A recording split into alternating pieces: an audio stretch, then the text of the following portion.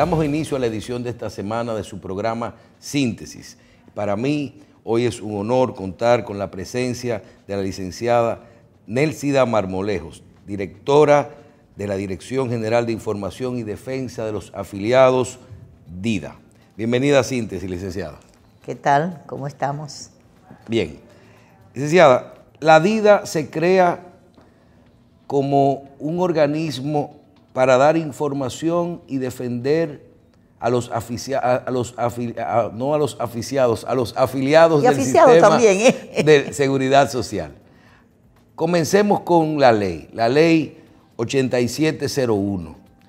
¿Cuáles son los aspectos que incluyó esta ley de los cuales usted debe de dar información y defender a los afiliados? Esto es muy interesante porque hay una creencia, yo creo que una de las preguntas que están mejor situadas en este contexto y en este momento después de 16 años. Cualquiera diría que ¿y por qué preguntan eso a 16 años de una institución como la DIDA, que ya da consulta a más de 1 millón de personas al año? Mire, la ley en su artículo 4, el 8701, que crea el Sistema Dominicano de Seguridad Social, estableció una cuestión que es medular, o sea, es una ley que tiene una vocación de servicio a la población. En función de eso, en el artículo 4 de la ley 8701, antes de decir qué derecho tendrán las personas en materia de salud, de riesgo laboral o de pensión, lo primero que le dice a los ciudadanos es que tiene derecho a ser defendido en todas sus reclamaciones por la Dirección de Información y Defensa de los Afiliados. O sea, que sin haber creado la institución a nivel de, porque es el artículo 29 que crea la ley, ya le está dando funciones y responsabilidades frente a los afiliados. Entonces, estamos para darle protección desde el punto de vista de casi un amparo en defensoría a la población afiliada a la Seguridad Social, que en teoría es toda la población dominicana, o sea, y los extranjeros residentes. Cuando hablamos de seguridad social y la ley 8701, 3 aspectos fundamentales. Hablamos de salud, hablamos de pensiones y hablamos de riesgos laborales. En los 3 aspectos en los que toca la seguridad social, podemos afirmar los dominicanos que necesitamos en un momento dado de recurrir, de utilizar este organismo que usted dirige, que es la DIDA, para reclamaciones de alguna forma. Con eso completo la parte anterior de la pregunta, justamente. El artículo 29 de la ley crea la Dirección de Información y Defensa de los Afiliados. El Consejo le da mandato al Consejo para que cree esta entidad que tiene 5 funciones básicas de acuerdo a esta ley. Primero es orientar, informar y defender. Luego monitorear el desempeño del sistema y monitorear también desde el punto de vista del usuario, supervisar las funciones que hacen las administradoras de riesgo de salud y las administradoras de fondos de pensiones, a ver su desempeño, a ver si están dando con oportunidad y con calidad los servicios que la ley manda.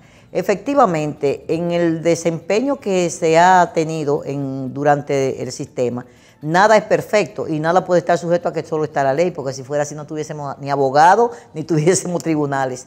Aunque está escrito, hay muchas situaciones que se han dado a nivel de lo que es el seguro familiar de salud, lo que es el seguro de pensiones y lo que es el riesgo laboral, donde la persona que tiene un derecho adquirido porque paga un seguro, tanto él como su empleador en el caso de los afiliados, o tanto él, el gobierno, porque también los subsidiados, que son más de 3 millones de dominicanos y dominicanas en este momento, son afiliados de pleno derecho porque el Estado paga por ellos religiosamente, o sea, son cotizantes.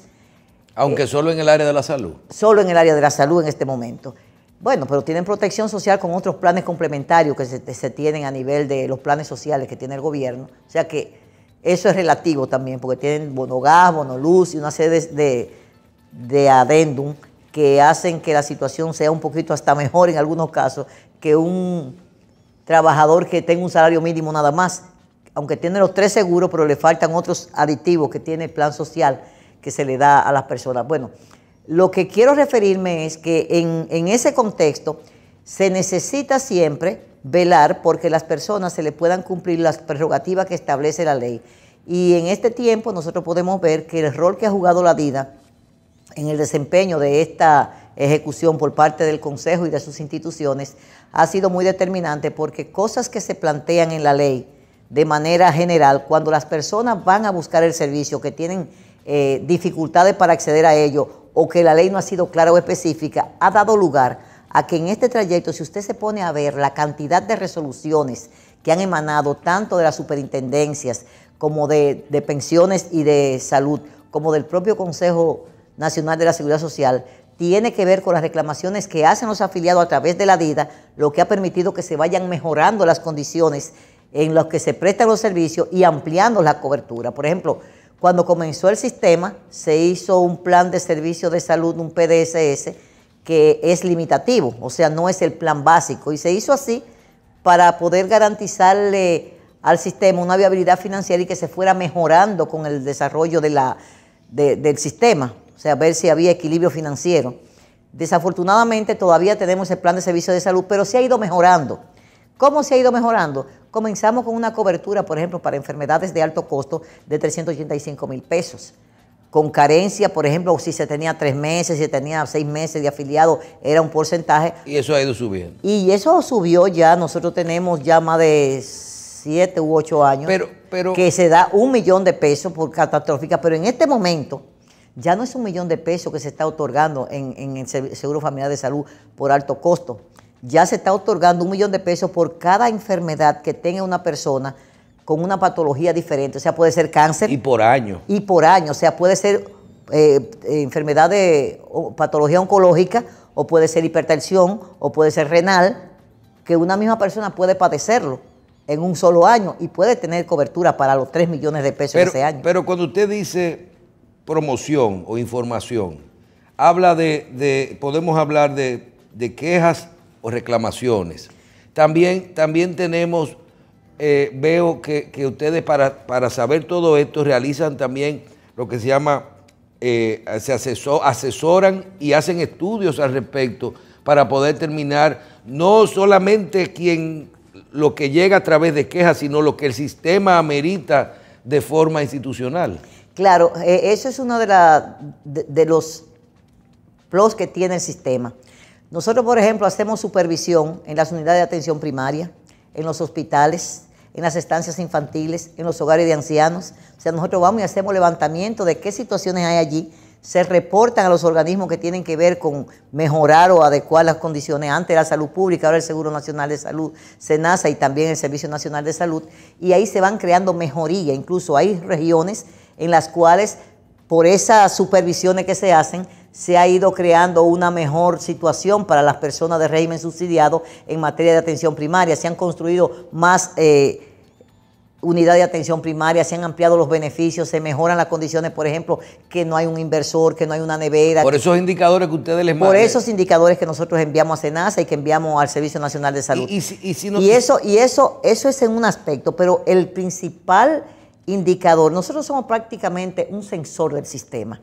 Porque a nosotros llegan, usted puede ir a una oficina de la DIDA, que tenemos 15 a nivel nacional, 15 oficinas, y cuando usted ve la gente allí, hay tiempo que usted ve mucha gente y hay tiempo que usted ve poca persona. Eso te da un termómetro de cuando la gente se está sintiendo incómoda con el sistema, con alguna resolución, con alguna situación, y cuando ya la gente se siente un poco más tranquila, con menos necesidades de defensoría o de orientación. Entonces, aquí, en esto, tanto por los medios electrónicos como presencialmente, también nosotros recibimos lo que son las quejas de los servicios que se prestan en la prestadora de servicios de salud, los riesgos que cubren las ARS o dejan de cubrir a nivel de laboratorios, a nivel de consultas, a nivel de internamientos, a nivel de emergencia, a nivel de cobros indebidos. Entonces la gente va y hace esa cuestión y nosotros tenemos una especie de monitoreo y vemos el nivel de desempeño de cada una de esas ARS. La ley nos manda a que nosotros hagamos una publicación cada año del nivel de desempeño de las diferentes empresas o instituciones que dan servicio a los afiliados, tanto en pensión como en salud. Hasta ahora nosotros no hemos hecho esa publicación por una razón muy sencilla. Es un sistema muy joven, es nuevo, ha necesitado de muchos ajustes, de mucho conocimiento recíproco, tanto de lo que administramos el sistema como de lo que dan los servicios, pero ya hay una madurez en el sistema, tanto de los prestadores como de los administradores, como de los ejecutores, que nos permite a nosotros ya ir consolidando esos datos y próximamente ya la DIDA podrá sacar a la luz pública para que el afiliado pueda tener una conciencia de quién da un mejor servicio, un servicio más oportuno por el nivel de desempeño a nivel de lo que son esos indicadores que llegan a los mostradores de la DIDA. Cuando veo las funciones de la DIDA, uno dice, bueno, tú puedes realizar promociones e informar, tú puedes asesorar, tú puedes realizar los estudios correspondientes, tú puedes supervisar las actividades en los diferentes lugares donde se aplica el sistema de salud, de seguridad social. Pero cuando hablamos a quejas y reclamaciones, usted lo lleva a eso tiene unos trámites. Y esos trámites es mi próxima pregunta. ¿Cómo funciona el tema de las quejas y las reclamaciones?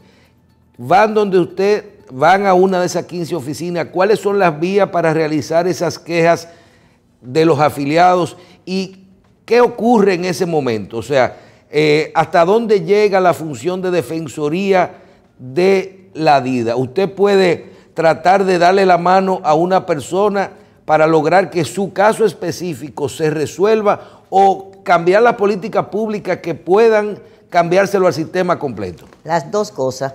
Y esto es sumamente importante. La DIDA no resuelve los problemas desde el punto de vista de resolución. La DIDA es una tramitadora y defensora. Es como el abogado en un tribunal. O sea, la DIDA hace abogacía por los afiliados. Nosotros recibimos una queja. Esa queja nosotros la gestionamos directamente con el administrador, llámese la administradora de riesgo de salud o la clínica, el gestor. O el fondo de pensiones. O el fondo de pensiones, de lo que se trate. Y debo decir que en más de un 90%, todas esas quejas que llegan se solucionan por un avenimiento directo. O sea, directamente tratándose la queja, no hay necesidad de formular una queja, una reclamación, sino que con llamada telefónica a la ARS, al prestador, de una u otra forma, esas cosas se resuelven. Porque ustedes también van al prestador. Nosotros llamamos, cuando hay un problema en una clínica, antes de nosotros hacer una comunicación, un sometimiento, dar una queja, se trata de resolver, porque nosotros tenemos en las clínicas y en los hospitales una persona para dar asistencia directamente ahí a los afiliados, orientarlo y darle cualquier tipo de orientación, no solamente al afiliado, sino también al prestador en muchos casos. Algunas veces hay un desconocimiento del prestador que está negando un servicio a un afiliado y ahí se trata con la administradora de riesgo de salud, que se hace una conciliación en la propia clínica, en el propio hospital. Estoy hablando fundamentalmente de los hospitales que reciben seguros, ya que son lo que tienen, que son descentralizados, que son de autogestión. Y ahí se resuelven esos problemas. O sea, no tienen que llegar ni a la Superintendencia de Salud. Ahora, cuando una situación, lo primero que nosotros mandamos al afiliado es a que cuando tenga una queja por un servicio que le esté dando su prestador que no esté él de acuerdo, vaya a su administradora de riesgo de salud, porque esa es la que le está administrando su riesgo. Si esta no le resuelve ese problema, entonces que tiene que acudir a la DIDA. Cuando acude a la DIDA, nosotros hacemos la gestión directamente con la administradora para que le resuelva a su afiliado. Normalmente le resuelve, pero si no le resuelve y ya nosotros detectamos que hay una negligencia por parte de la administradora, entonces tramitamos el caso a la Superintendencia de Salud y Riesgo Laboral. De forma individual. De forma individual. Ahora, hay cuestiones individuales y hay reclamaciones colectivas. Cuando hay una situación que nosotros vemos que está afectando a una gran cantidad de personas, independientemente que vaya o no una persona a quejarse, nosotros hacemos una advertencia a los organismos de toma de decisión del sistema. En el mismo momento de cobertura. En el mismo momento, exactamente. Comunicamos, recogemos casos, incluso de los medios de comunicación, nos llegan no solamente por una presencia directa a la DIDA, sino que llegan por la vía electrónica, por el Twitter, por Facebook, por donde nos llegue la queja. Entonces nosotros la convertimos ya en una reclamación. ¿Qué ha dado eso como resultado? Uno, en el caso de cuando son quejas individuales, se resuelven y sirven de referente para casos ya generales, que o sea, de una reclamación individual se convierte en una solución colectiva. Es como si fuera la Suprema Corte de Justicia, porque cuando la superintendencia toma una decisión sobre un caso, eso se generaliza para todo el mundo. Entonces, ahí tenemos ya una jurisprudencia, si aquí sí puede decirse, que beneficia a todos los que están afectados por esa misma situación. Cuando de ahí, en la superintendencia, por ejemplo, se toma una decisión que el afiliado no está acorde y la DIDA tampoco, nosotros apelamos esa resolución al Consejo Nacional de la Seguridad Social. Ahí obviamente se tiene más tiempo, se miden más las situaciones porque es una jurisprudencia que se está creando, se tarda más tiempo, pero cuando se toma una decisión, esa decisión, si es favorable, obviamente es ley para todos. Si es desfavorable, casi siempre, en muchas ocasiones, el afiliado dice no estoy de acuerdo y me voy para el contencioso. Al irse al contencioso, la DIDA tiene la obligación de darle asesoría a esa persona ahí, pero ya con su abogado particular, porque sale de la jurisdicción del sistema. Y cuando, por ejemplo, usted menciona, tenemos 15 oficinas de la DIDA en todo el país, pero también veo que menciona las redes sociales. Y los puntos de atención personalizada en las... ¿Hay un mecanismo específico para, si damos un paso atrás, hacer la reclamación? ¿Se puede hacer vía internet? ¿Se puede...? Por cualquier vía. ¿Le toman el caso de forma individual? Totalmente. Eso tiene, nosotros tenemos un call center, un centro de llamada que recoge todas las quejas que vengan a nivel nacional. Tenemos las páginas de la DIDA que por ahí llegan normalmente cientos de casos. ¿Y de dónde viene el presupuesto de la DIDA? ¿Es parte del sistema de seguridad social? Desafortunadamente es la cosa que está mal hecha. O sea, todas las demás instancias del sistema, las superintendencias tienen un financiamiento del sistema que es lógico y natural. Pero resulta ser que para los afiliados, la tesorería y la DIDA, que son las que cargan pesado, porque no están supervisando, están ejerciendo. O sea, quien afilia es la tesorería, quien dispersa es la tesorería, quien tiene el peso de mantener el sistema con un equilibrio financiero. Ese es el cajero virtual, porque él no maneja dinero. Es real, es real. Pero no maneja dinero, o sea, solamente maneja procesos. Es uno de los mecanismos más novedosos que tiene el sistema dominicano de seguridad social y que se quiere imitar en otras realidades porque es uno de los sistemas más transparentes que hay a nivel de la seguridad social, pero esa institución no tiene financiamiento, por su mano pasa todo el dinero y tiene que estar a expensas de lo que pueda dar el gobierno para que esa institución pueda manejarse lo mismo que con la DIDA.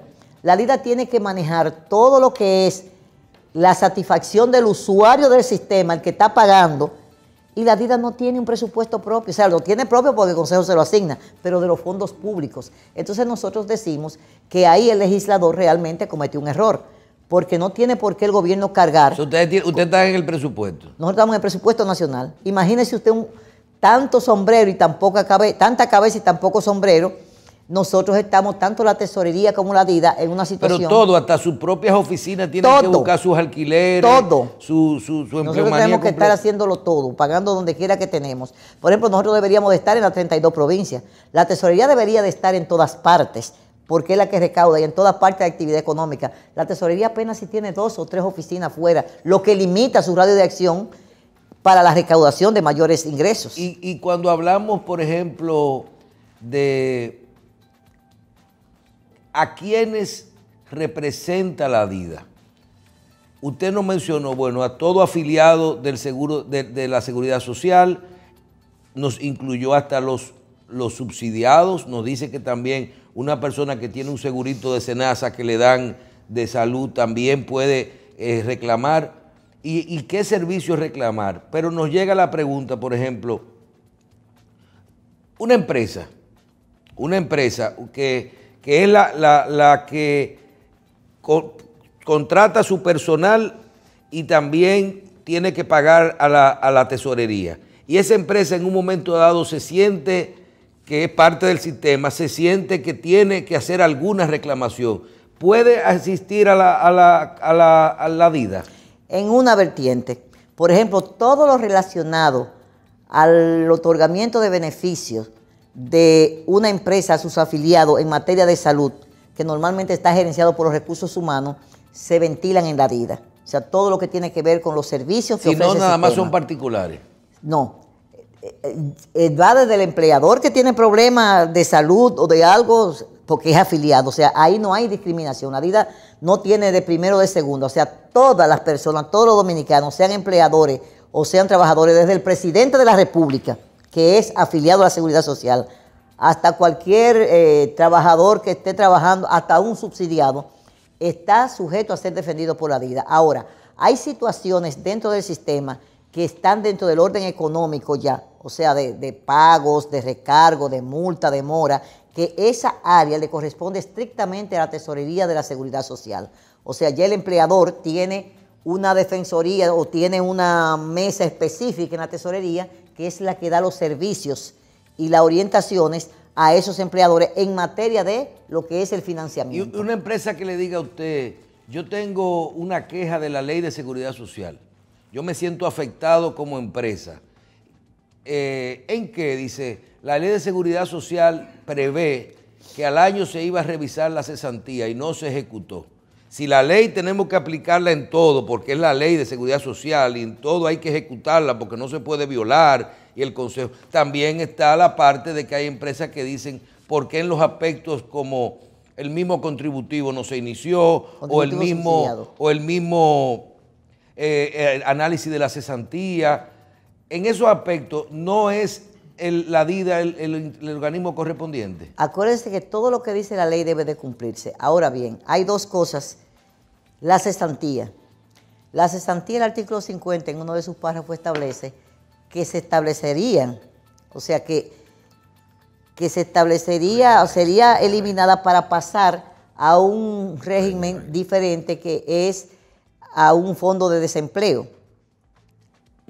Y eso tiene que ser aprobado por las tres partes que hay en el Consejo de la Seguridad Social. Que no aprueban nada porque hay un tranque. Trabajadores, gobierno, empleadores. Si no hay acuerdo, eso es muerto, no es ley. Entonces no es ley. O sea, el tiempo que tiene la ley no ha habido nunca acuerdo para que eso pueda pasar. Entonces, ¿cómo tú reivindicas que se cumple lo que no es una ley?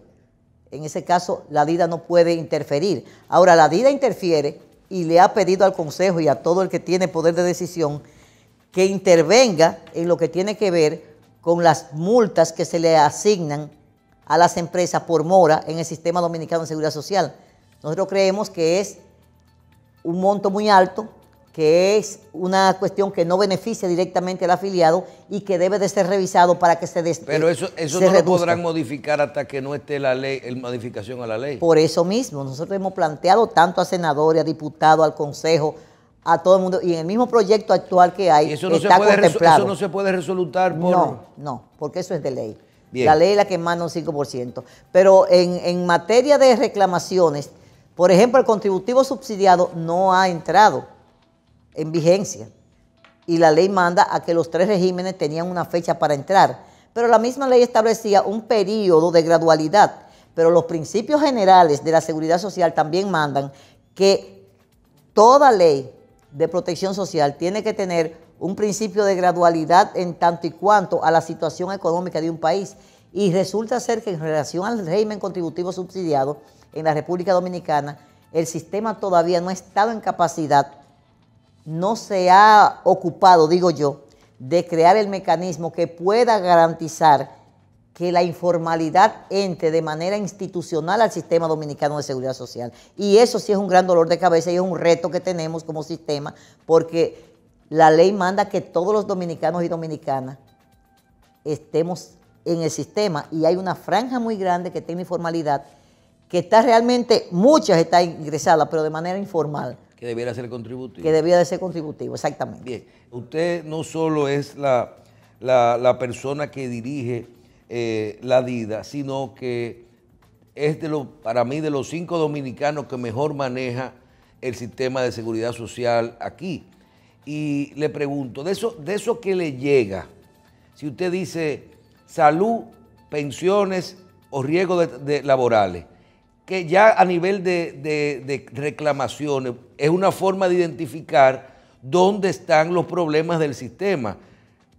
¿Qué es lo que más hay? ¿Problemas de salud? ¿Gente que se queja cuando tiene un accidente de trabajo? ¿O las personas siguen, hay un gran porcentaje de reclamaciones por el porcentaje que cobran las AFP de fondo de pensión? Son 3 seguros totalmente diferentes. la salud es una cotidianidad. Usted se acuesta sano y amanece con una gripe y tiene que ir para el médico. O sea, eso es del día a día. Y por eso tendrá siempre mucho más reclamaciones. Los otros dos seguros son coyunturales. Uno es si usted se pone viejo y ya se va para su casa y ya no va a trabajar más, o que usted tiene un accidente y tiene que ser cubierto por el seguro que tiene. Este es coyuntural.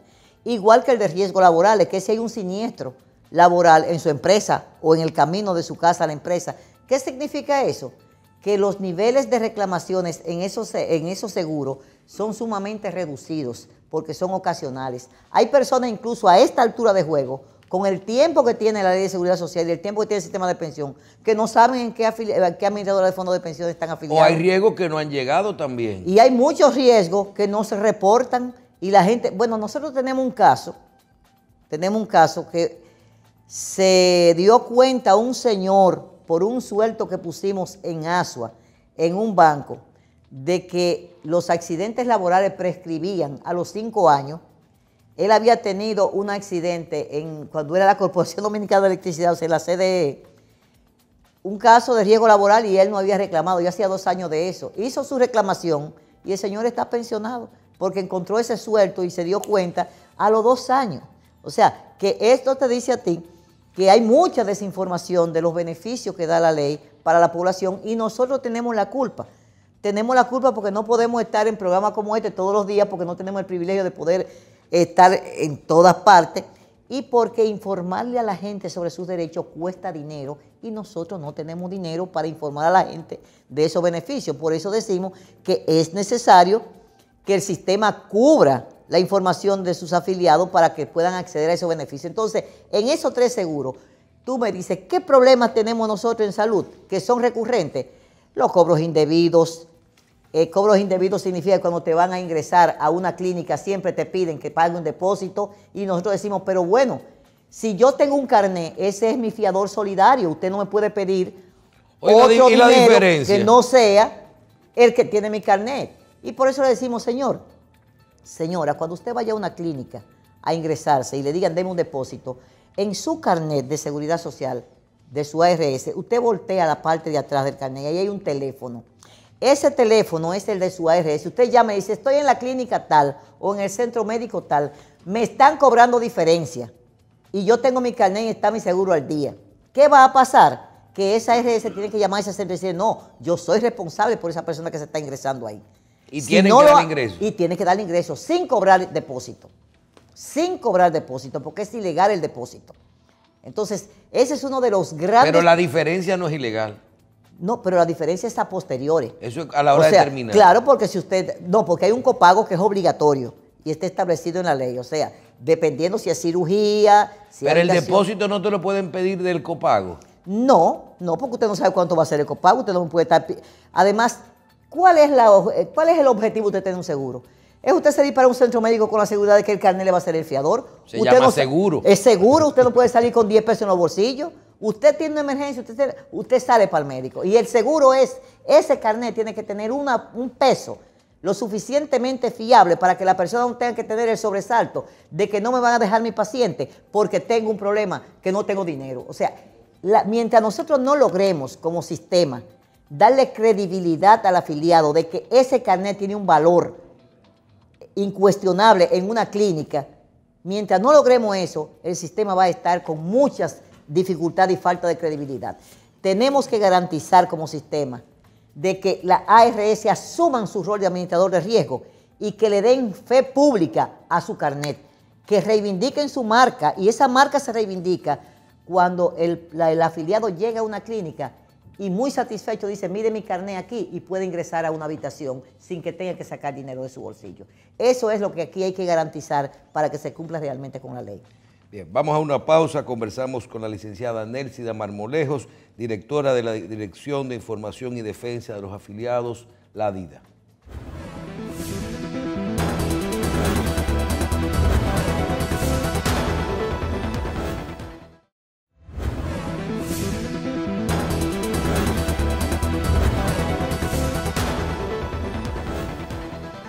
Continuamos con la licenciada Nélcida Marmolejos. Hablábamos de las coberturas y de hasta dónde, cuáles son los tipos de quejas y reclamaciones más normales y los que van apareciendo.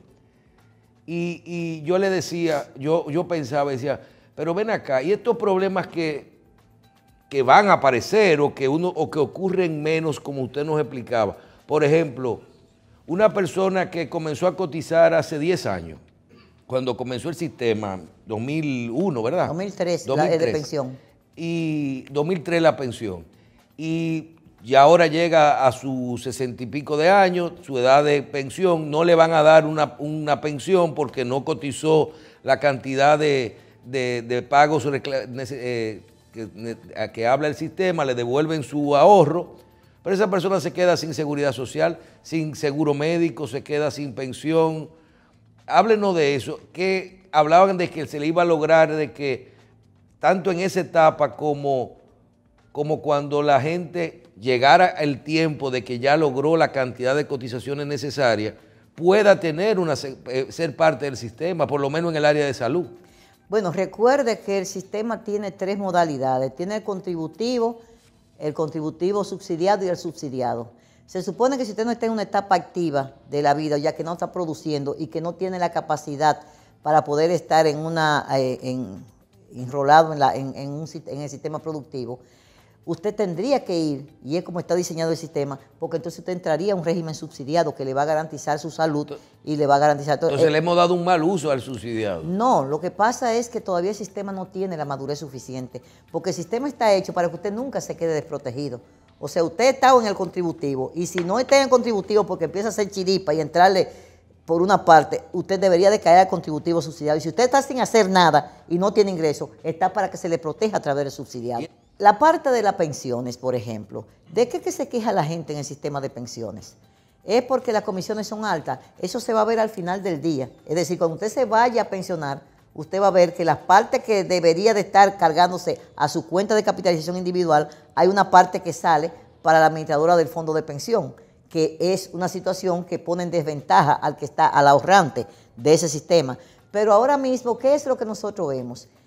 Que de la cantidad de personas que son afiliados a la seguridad social y que tienen derecho a los beneficios del sistema de pensión, cuando usted va a readquirir una pensión, usted ve la cantidad de declinaciones que hay que dicen, no tiene derecho. ¿Por qué no tiene derecho? Antes no tenían derecho porque cuando usted tenía ya 2 años que había pasado el evento, o sea que se había muerto su pariente y usted no sabía que le tocaba algo, cuando usted iba a la AFP a reclamar que usted tenía 3 niños chiquitos y que tenían derecho a una pensión, le dice, no, pero usted se le pasaron los 2 años ya. Ese derecho prescribió, o sea, que no lo dice la ley, pero hay una resolución que creaba una exclusión de beneficio y el afiliado quedaba desprotegido. Ha pasado el tiempo y ya nosotros logramos hace apenas 2 o 3 años que el Consejo enmendara esa situación y extendió de 2 años la prescripción por una reclamación de pensión cuando una persona fallece a que llegue a 7 años. O sea, usted tiene hasta 7 años si se entera que su esposo o su esposa falleció, estaban trabajando y usted no sabía que tenía el beneficio de una AFP, de una pensión para sus hijos o para usted tiene derecho a ir a reclamar ese beneficio hasta los 7 años, que antes era 2 años. O sea que es una de las cosas que, si usted se da cuenta, en las causas por las cuales se declinan pensiones o se estaban declinando pensiones, una de las causas fundamentales era por esa situación de prescripción de la reclamación por desconocimiento del afiliado. Otra cosa que nosotros tenemos que hacen crisis en el sistema es las reclamaciones, las exclusiones que se hacen dentro del sistema de pensión. Por ejemplo, si una persona pierde el juicio, como se dice en un momento dado, se dice que no, que esa persona no tiene derecho a ser pensionado. Si una persona se suicida, no solamente se penaliza el hecho de que se suicidó, sino que se penaliza a la familia, porque esa familia, a pesar de que usted fue un trabajador activo y cotizó su empleador y usted, bueno, pues el seguro le está negando esa pensión a esos hijos y a esa viuda. ¿Y eso entonces se va a resolver?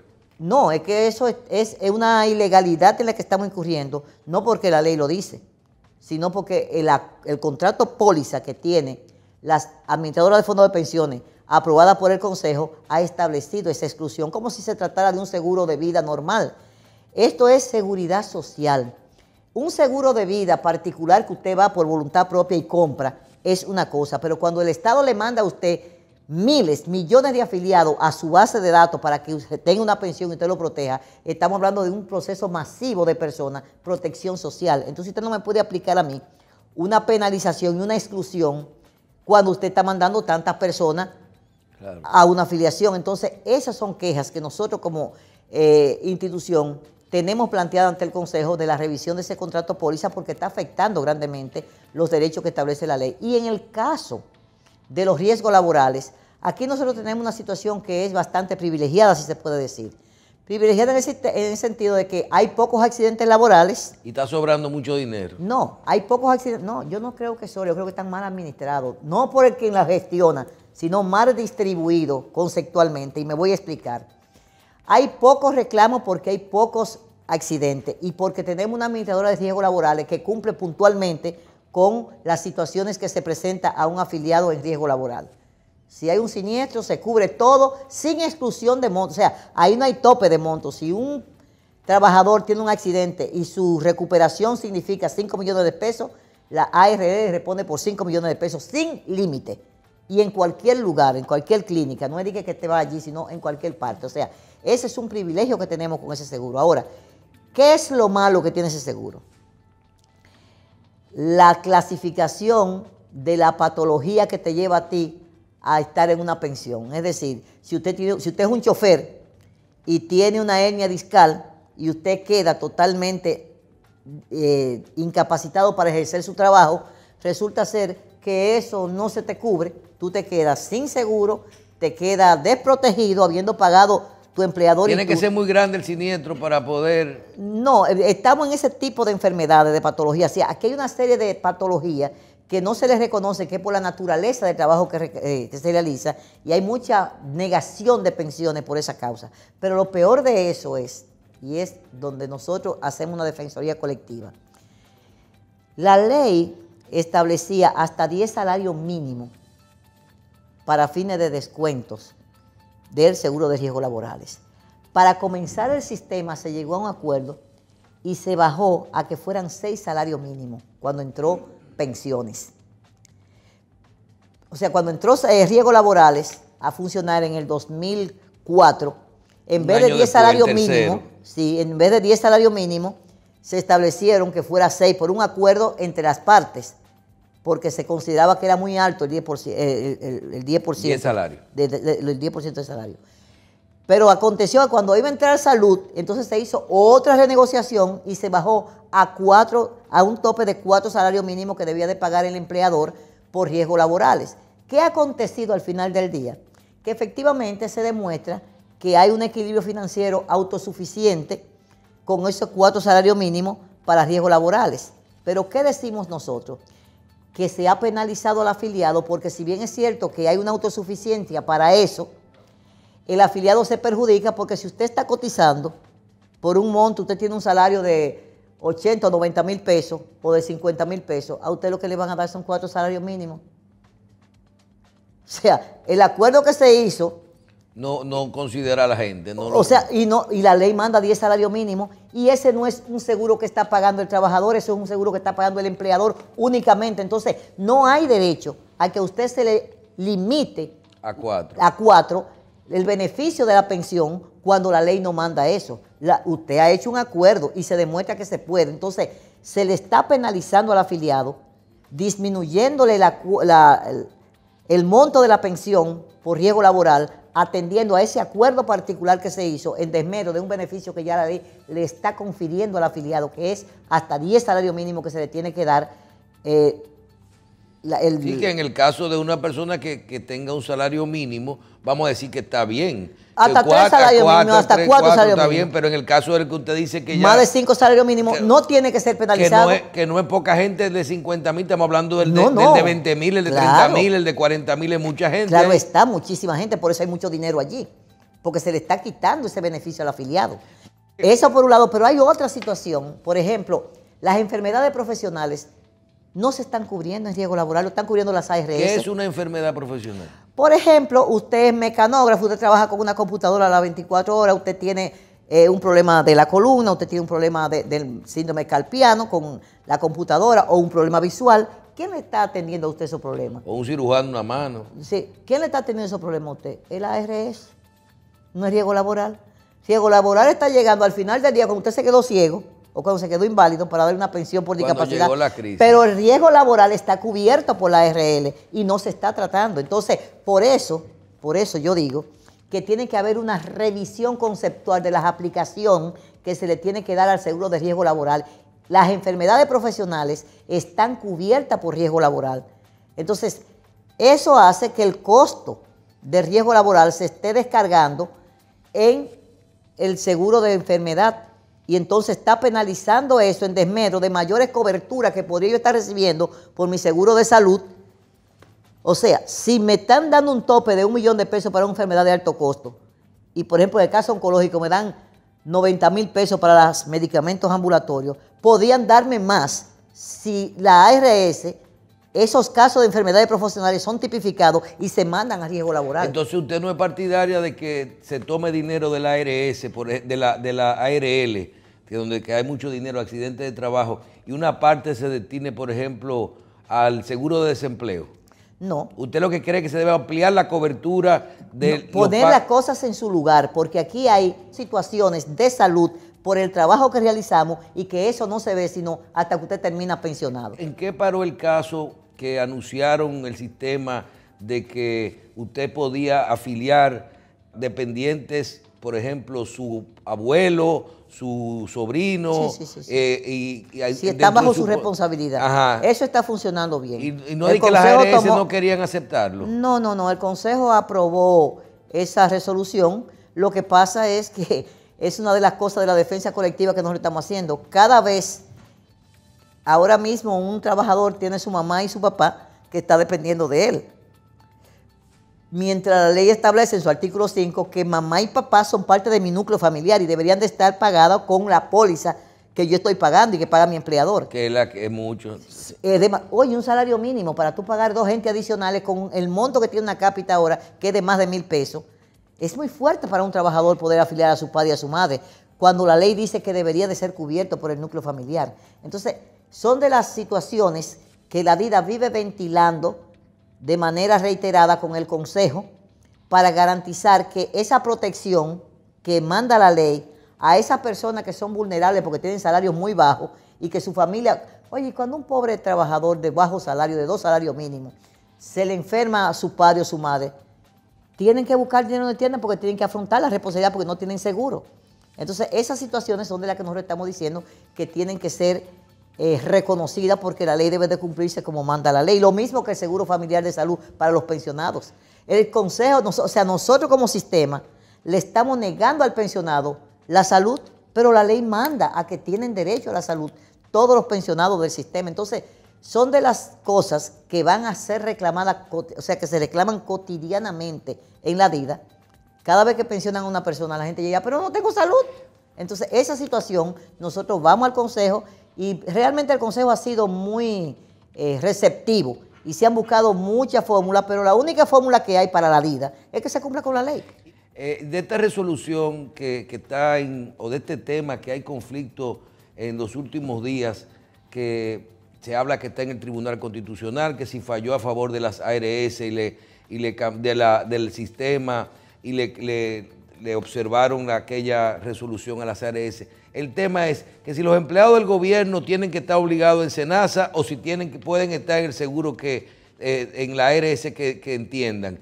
¿Cuál es su opinión de este tema? Es que nosotros creemos que la ley es muy clara y no tiene derecho a interpretación.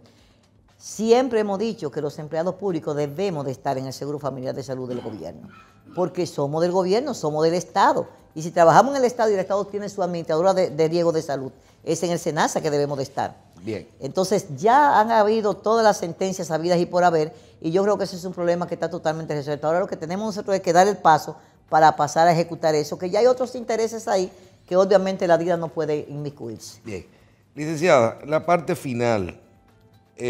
Conocemos que hay fraudes en el sistema, empresas que afilian hasta que para sacarle seguro médico a la gente se han dado la tarea.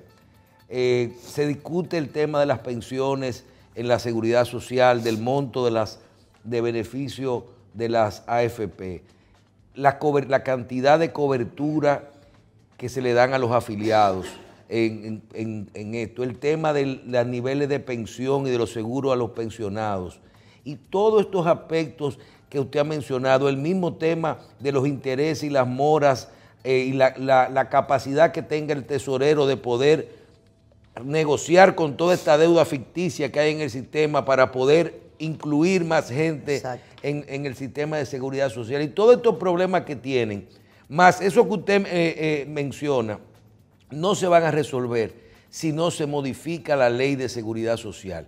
Y eso se parece ya a la ley de partido, al código penal. ¿Lograrán la DIDA participar o ayuda a la DIDA o usted como agente del sistema a tratar de que este Congreso y todos los autores del sistema por fin quieran en este 2018 trabajar la ley de seguridad social? Mire, el presidente de la República hizo un esfuerzo durante el pasado año, el antepasado y el pasado año, y se consensuó un proyecto de modificación entre todas las instancias del sistema y varios actores del sistema para que se hicieran modificaciones pertinentes que permitieran que el sistema siguiera avanzando, hubiese más protección social y más equilibrio financiero. Sin embargo, ese proyecto no ha podido materializarse. Quizás ha sido un proyecto muy ambicioso, entiendo yo, en última instancia, y revisando y recapitulando con relación a nuestra situación y viendo lo difícil que es modificar cosas, quererlo modificar todo, yo soy partidaria de que el gobierno revise su posición y acometa la modificación por cuestiones puntuales. Es decir, ¿qué cosa hace más crisis en este momento dentro del sistema? Las moras, la inclusión de los trabajadores informales en la seguridad social, o sea, ese tipo, las comisiones de la AFP. Sin hacer, Pacho, que trabajemos la misma ley por pedacitos. Trabajarla de fondo por pedazos, o sea, no hacer parche, porque lo que hemos hecho, por ejemplo, con el problema de las cotizaciones han sido parches, se ha modificado 2 veces y el problema lo tenemos con las moras, es hacer ya una revisión de fondo, pero no acometerlo todo al mismo tiempo. Y la otra cosa, que para nosotros es más fundamental, es que muchas cosas de las que nosotros creemos que es la ley la que la resuelve, no es la ley, es la voluntad política, es el Consejo que tiene que asumirlo. Pero es que el Consejo lo vetan todo ahí. Yo no creo que vete todo, yo creo que hay que buscar una metodología que permita que se aplique la ley, porque óigame lo que yo le voy a decir. La ley manda a que todos los dominicanos y dominicanas tengan una cédula de identidad. Ahí la Junta puede tener un consejo donde haya el veto. Ellos podrán oponerse a decir si la cédula va a ser azul, verde o rosada, pero lo que nadie puede oponerse es a que todo el mundo tenga cédula. Entonces la ley no se veta. Y yo creo que se ha utilizado un sofisma de querer vetar cosas que manda la ley. Y de lo que se trata es, entiendo yo, que hay cosas que nosotros no estamos haciendo como sistema, amparado en un supuesto veto, que no es tal cuando se trata de la ley. La ley no se veta, la ley se cumple, sencillamente. Bien, licenciada, muchísimas gracias. Gracias a usted. Bien, nos acompañó en el día de hoy la licenciada Nelcy Marmolejos, directora de la DIDA, que nos ha dado todas las informaciones, yo creo que nos hacían falta en este momento, ¿verdad? Muchísimas gracias, licenciada, por su participación y a ustedes por su audiencia de esta semana en su programa Síntesis.